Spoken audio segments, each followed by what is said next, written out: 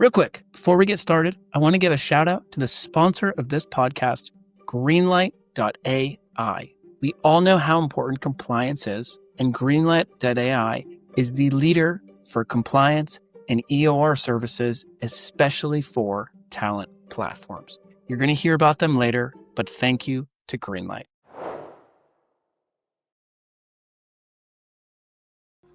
Sweet. All right. Robert, thank you for hopping on, my friend. When did we formally meet? Was it 6 months ago?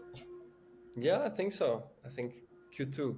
Q2, right? And I remember I don't know if I had this on at the time, but so one of my best friends did start a sustainable energy company. And it cracked me up because in their first question, they were doing like some like customer deep dives. And they were like, "Hey, do you care if your energy is sustainable?" And I was like, "No." And then they were like, "Do you care if it's cheaper?" And I was like, "Yes." And so the topic of sustainability, I can't wait to dig into that, but also digging into the fact that Dazzle is focused on sustainability and how have you built such a good talent platform. So, my friend, how about you kick off? Give our audience a little intro, where you're from, give us a little spiel on Dazzle, and then we're going to get straight into it. Sure, sounds like a plan. So I'm Robert Smith. I have a very British American name, but I'm actually fully Dutch. I believe that's also what we discussed the first time we met, Matthew. I'm located in Amsterdam in the Netherlands. Background in traditional consulting, but now the founder and CEO of Dazzle. So what we do is we help organizations globally find the best independent sustainability talent out there.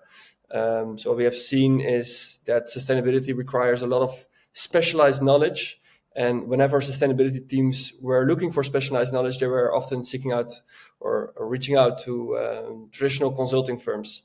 Comes with a quite heavy price tag. So I wanted to make it more accessible for sustainability teams to get the right support at the right time. And we are in this very exciting stage now with Dazzle, where we are active in more than 16 countries, helping global sustainability teams with talent on demand across a lot of different topics within sustainability, ESG, or however you want to name it. There are a lot of abbreviations in this field. So let's stick to sustainability for now. But that's a short summary. And I'm very happy to be on this podcast today, Matthew, to elaborate a bit more on sustainability, future of work, freelancing, remote culture building. It's all part of Dazzle. So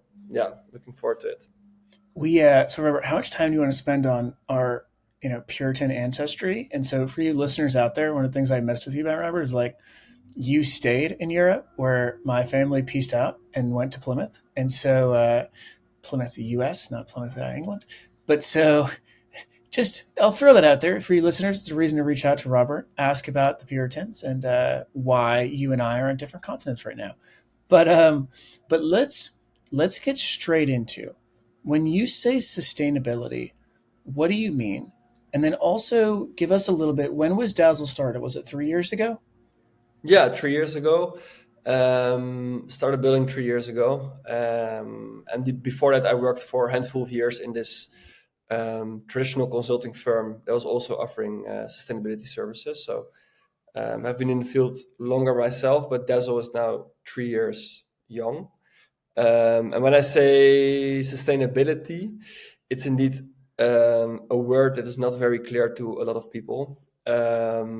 So sustainability, you can also say ESG, which is environment, social, and governance. And when you speak about the topic from a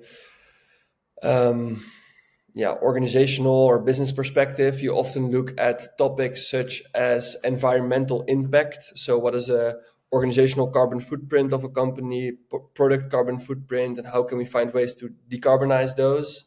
You look at the social aspect, so human rights, diversity, child labor, those topics. You look at more the procurement side of things. So where do you buy as an organization?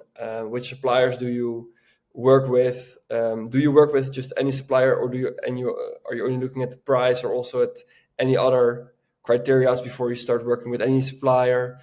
So there are a lot of different aspects to sustainability. And then I haven't even talked about all the different regulations and certifications that are out there. So it's a big topic now, also, especially in the United States, but also in Europe. There are many regulations from um, on the topic of reporting, but also on the topic of greenwashing. So yeah, making things a bit more sustainable than they actually are. Topic of human rights, where that affect thousands and thousands of companies who need guidance in that. So that's when we mean sustainability, ESG, that those are mostly the topics that we talk about and that are actually affecting the organizations out there. And who, Robert? So two like quick questions is who's usually the end buyer here, and then also what regions? So is this European talent and European companies? Is this U.S. companies and European talent? Yeah. What's that talent distribution look like? Yeah, as well as who's the end buyer? Yeah, sure. So we have a curated community who is located globally. So we have talent based in the US, talent based in Europe, talent based in Middle East, but also in Africa, to name a couple of regions. And same goes for our clients. We have clients in the Middle East, but also in Europe and United States. And it's very interesting because we have seen some of our European clients working with talent from the United States because they have a specific skill set, or an already existing regulation in the United States is now a quite new one in Europe, and their experience is helpful for that European firm. But also, we have seen clients from the United States hiring our European talent because they think Europe is, for example, ahead when it comes to sustainability and would like to, utilize their previous experience with companies in similar industry as they are, for example. And then if you speak about end client, or the users of Dazzle services, these are mostly SMEs or enterprise clients who are a supplier of a larger corporation who is also giving them some pressure when it comes to sustainability. So that's not something I mentioned in the beginning, but the regulation is something that gives pressure when it comes to sustainability. You have investors, but can also be one of your biggest clients. So to give a practical example, if Heineken from the beers is they have specific requirements to work with them as a supplier when it comes to sustainability, and then their suppliers who receive this requirement from their biggest client Heineken, those organizations are our target audience. They have this request. They have a one person sustainability team, or not even someone who is responsible for sustainability, and they need deep expertise in order to achieve a certain certification, or just get their house in order when it comes to sustainability, in order to keep working with their big client Heineken in this case. Yeah. That makes total sense. And then, interesting. Also, quick question is on the remote versus in person. So, are Yeah. these all remote individuals? Are they all in person? And then, also kind of a technical question too, Robert. Of are these all independent contractors? Do they ever come in as full time employees? What Yeah. does that look like? Yeah.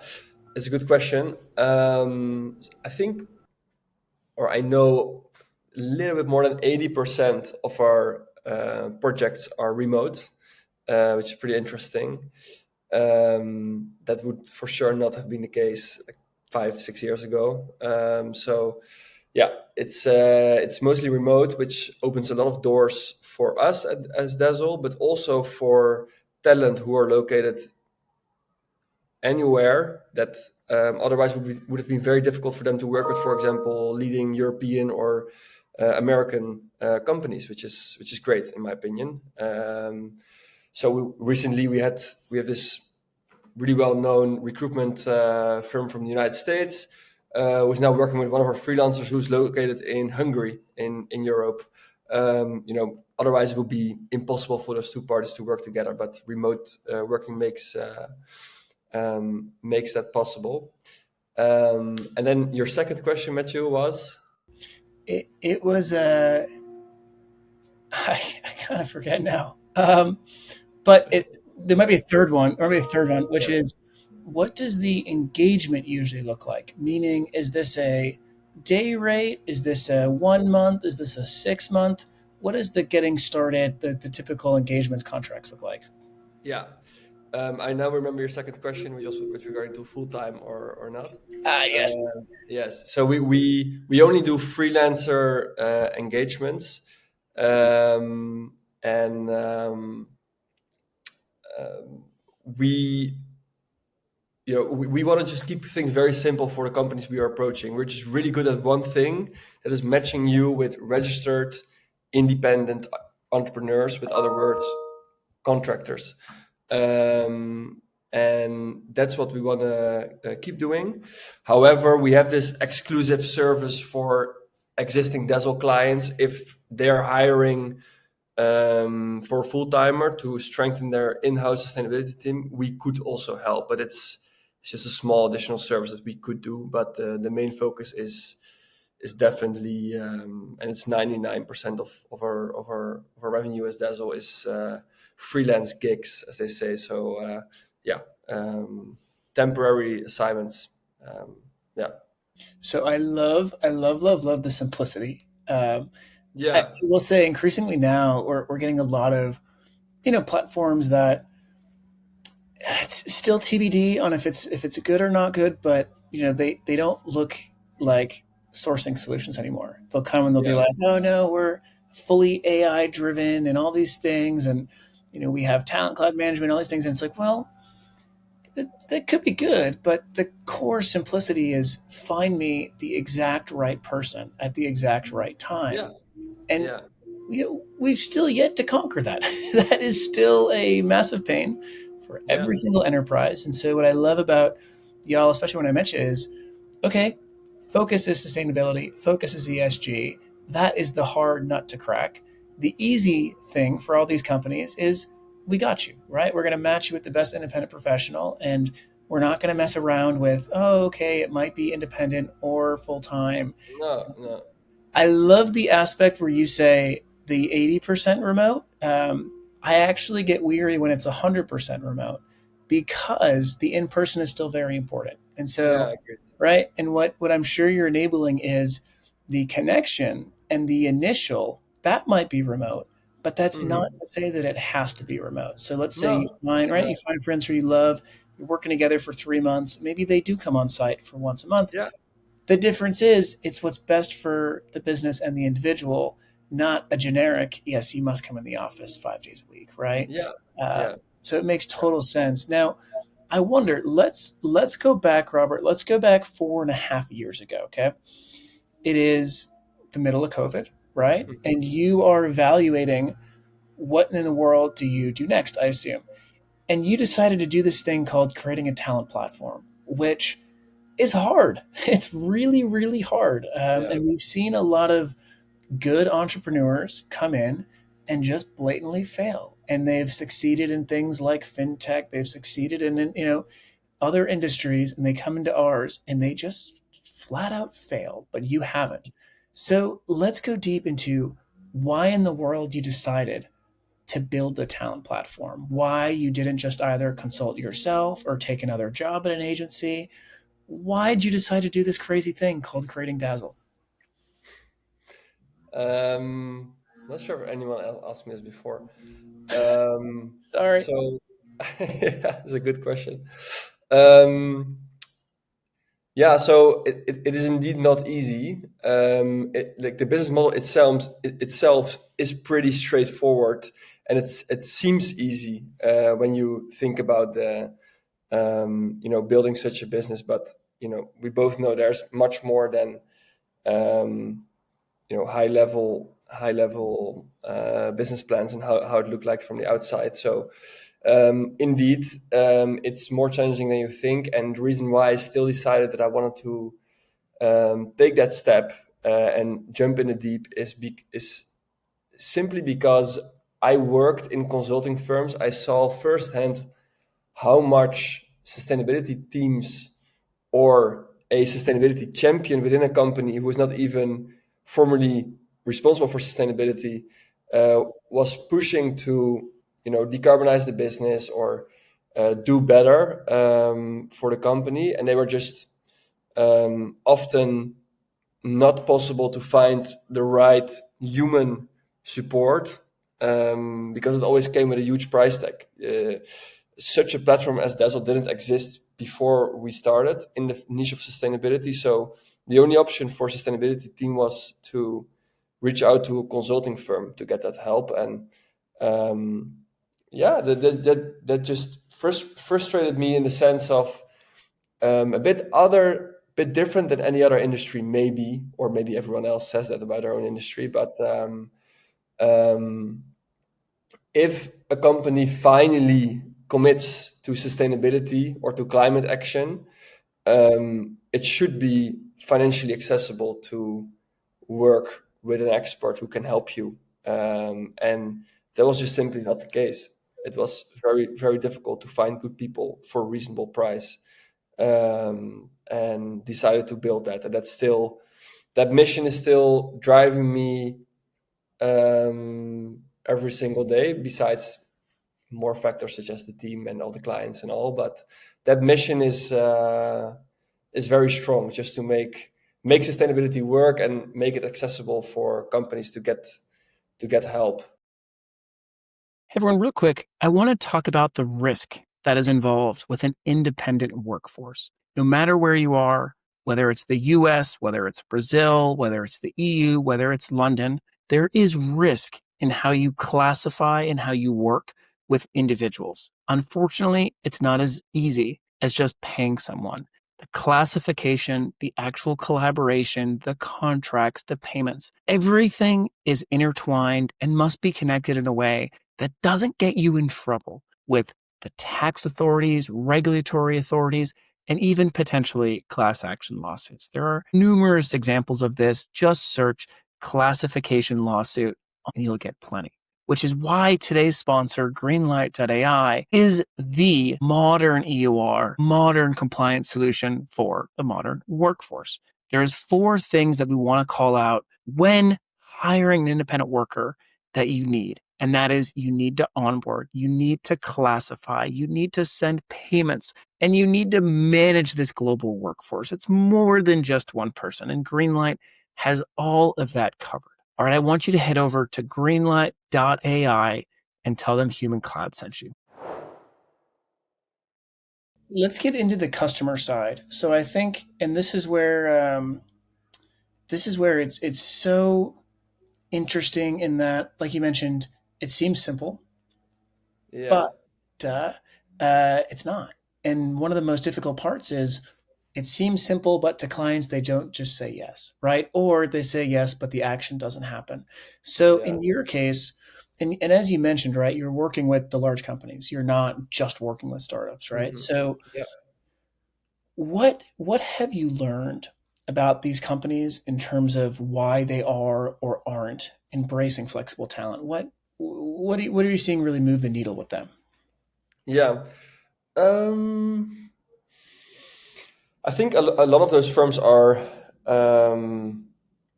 like risk averse, so when you're just starting out, then you're not per se competing. In my experience, you're not per se competing against other talent pools or other freelance platforms, but you are competing against the existing and trusted consulting firm they they have already worked with for the last, I don't know, 5, 10 years or so. So when you are knocking on the door of a large enterprise and you are pitching your new talent pool that is curated, so you have good people, um, then maybe in my case the sustainability manager is quite excited and convinced, but whenever you send him or her the deck and he or she is going to present it to the board, the pushback often was, like, we're not going to take the risk because we have no guarantee that this individual is going to deliver, because when the consulting firm that we already work with is not delivering, we can blame them as a company, and it's difficult to blame an individual contractor, right? So that was often the pushback that we got in the beginning, but yeah, and that takes time to understand what then actually moves the needle. And I think it's getting the trust of a first client, building a case study with them, getting the first testimonials in, and that takes time and consistency. One thing that helped us a lot is we from day one invested in a really professional and good um, branding. So, you know, just the visual aspect plays a big role as well. So we were super professional from day one, even though we had zero clients at that point. It looked like a very slick branding and deck. And that also helped a lot in getting some first clients on board for sure. So that's also, yeah, And something that helped. But yeah, let's walk into this. Okay, so you got the sustainability manager. They're interested, and they go, "Ah, finally, okay, you'll make my life easy." yeah, Now, because and I asked this question because from our listeners, the majority of them and of you listeners is they're having to create the internal talent transformation, which, to your point, it's never platform to platform competition. It's new solution to legacy existing. yeah, And a point that you call out is no one gets fired by hiring the existing agency or the existing consultant, no, exactly, right? It's just assumed we spend millions on these people and we know it's not going to, reach yeah. expectations, No but one likes change, right? no one likes change. And my boss did it. My boss's boss did it. And so why would I Yeah. stand up and, put myself on the stake? But, so you meet the sustainability manager, they get excited. What has to happen next? Do they have to get lines of approvals? Do they have to go through a big MSA process? What pain do they have to go through so that they can properly spend with you? Yeah. Um, like we have need to get on board, of course, into their procurement system as an organization, which is also not too easy because there's, especially in Europe, quite some regulation around hiring contractors. It's called Law DBA for the listeners if you want to look into it. It needs to be extremely clear that this person is not an employee of Dazzle or the client, but is an independent registered entrepreneur. So those contracts also need to be on point if you want to work with with larger enterprises. So that is a bit of a pain point. But yeah, my advice would be maybe you can even start with some AI tools or ChatGPT to work on the first outline, or you need to invest at least into maybe also a freelance lawyer who is the most cost-effective solution to help you with the setup of an initial contract. Um, Also from a professional standpoint, right? That's something I would definitely advise on. And then one thing where we really saw the needle moving and that helped once we had the opportunity to speak to the sustainability manager to get the actual green light from their management was to help him or her pitch internally. So we moved from here's our deck and let us know how it goes, to we know exactly how to get the board on board with sustainability. That was our one liner. So we and not only we as Dazzle, but especially the experienced freelancers, because they've worked with many clients before as an independent contractor. He or she worked with IKEA, Nike, just did some name dropping, which was all true, of course.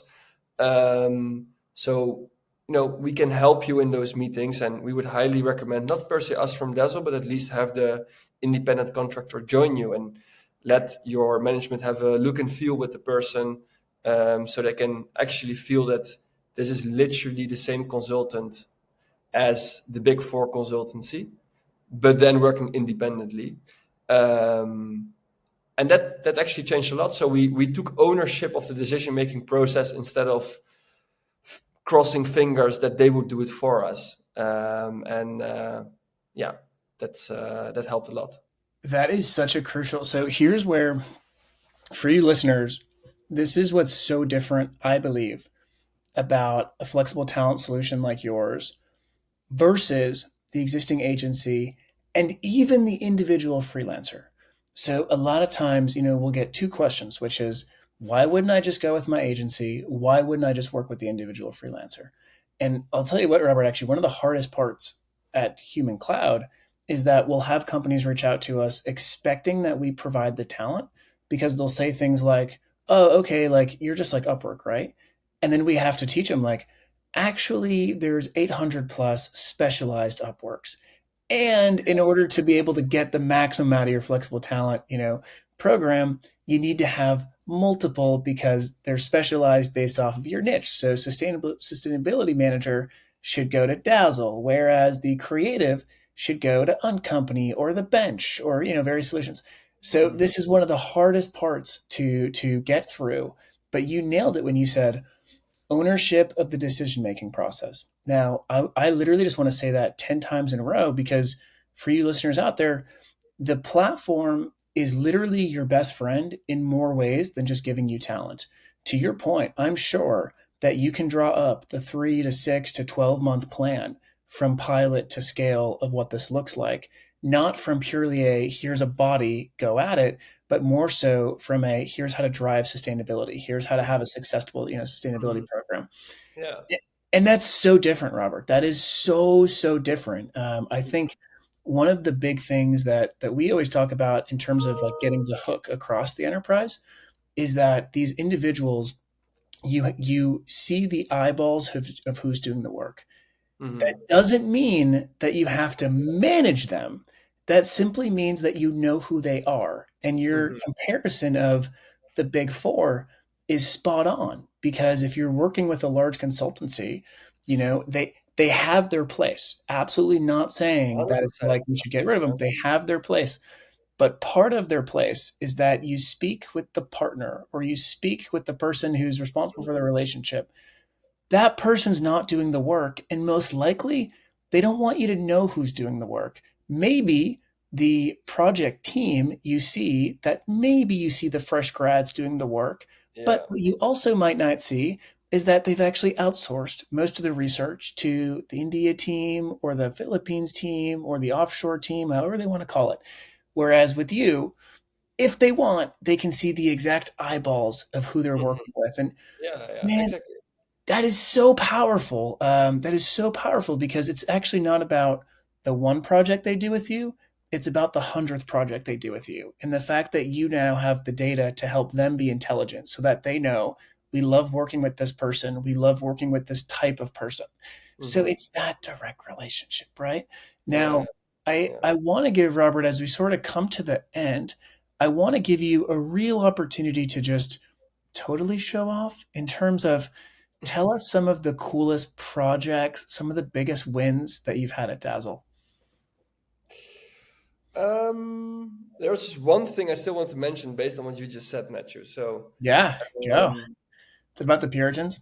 yeah, no, I really like what you were just emphasizing on, and like one piece of advice I still wanted to give to the listeners is like two things. So, one thing is by taking ownership of that decision making process, you also do something very different than consulting firms.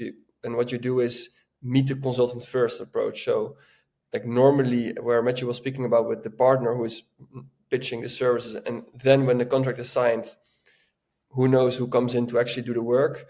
It's a very different approach if you are a talent pool, right? So your biggest asset is the talent in your pool, and you should really do something different than the consulting firms, in my opinion, and push that talent first before signing the contract, and have them join in discussions, so that the team can actually see and have a look and feel and look the person in the eyes they will actually be working with. So that's how we call like meet the consultant first approach, is how we work. And then as a second piece of advice is, once you're in, I think there's also a huge opportunity to um, transform the way they're organizing their hiring process, but also shift slowly but surely from troubleshooting sales to really being their strategic partner on a specific point. So understanding their year-round agenda,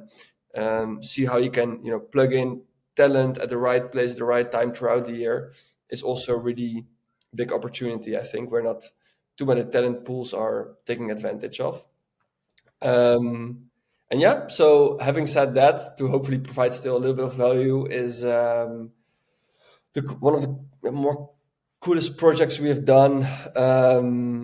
We're working with very, very exciting firms, even though I say myself, from the biggest parcel company in the Netherlands to um, uh, rituals, from the soaps and the candles to the larger recruitment firms in the world, the German Football Association, various industries, various types of projects, United States Polo Association, for example, USPA. And I think the diversity of works is very exciting and rewarding, from helping on human rights issues to the first steps in a company sustainability strategy is um, is very, very exciting. And yeah, that's just a very rewarding position to be in, to both help those sustainability teams at those companies, but also from a social perspective to provide so much work for independent contractors, for them in able to live their dream and have an income and take care of their families, is also a very fulfilling and rewarding position to be in, for sure. So that's actually something I'm most proud of. Not per se the projects and the types of organizations we work with, which is obviously also a great thing, but being able to provide such working opportunities and projects for people in a lot of different countries who otherwise wouldn't have the opportunity to work with those companies is for sure the most rewarding and something I'm the most proud of. I will say we see in the best founders, usually when we ask them that same exact question, it does usually come back to providing opportunity for their independence. It's really, really interesting. I will say, later stage when you sell or you IPO and they place a CEO, if you ever give up the reins, I guarantee you that person will not say that. Or if they do, it's because the Oh, PR could told be, them. yeah. But man, the best founders, they always come back and say that. Now, listen, Robert, most important question for you is, where can our listeners find you? Where can they find Dazzle? And what is the one thing that you want them to do when they get started working with you? You can find me on LinkedIn. So I'm pretty active on LinkedIn. And um, you can find more information about Dazzle on our website, which is dazzle-platform.com. We're pushing really hard for dazzle.com, but it's a bit of a challenge. So for now, it's dazzle-platform.com. And if you want to work with Dazzle or explore how we can help, we have even though we're a platform, we have a very human-based approach. So we would in any case prefer a short call, which you can just book via our website, and we can connect over Teams, or if you're based in Europe somewhere where our team is located, in different countries, we can maybe even meet in person. So um, yeah, that's where people can find us, and would love to connect with anyone who is interested in learning more. Just have a chit chat about entrepreneurship, talent pools, or whatsoever. I'm always open to connect. So. Robert, I will tell you the secret of howwegot.com. I will put it. I will talk about you after I hit, because you listeners got to meet with us to find out that secret. It was painful, and it's taken 5 years to get that damn .com. And we learned a we learned the tough part of when you try to use cute handles like .work and stuff. It doesn't work that well. But No. listen, Robert, thank you so much for hopping on. We're gonna have you on in about a year, I bet, and we're gonna hear about all the exciting progress. But no, it's been an absolute honor to have you on, Robert. Thanks for hopping on, my friend. Yeah, thank you too. I appreciate it.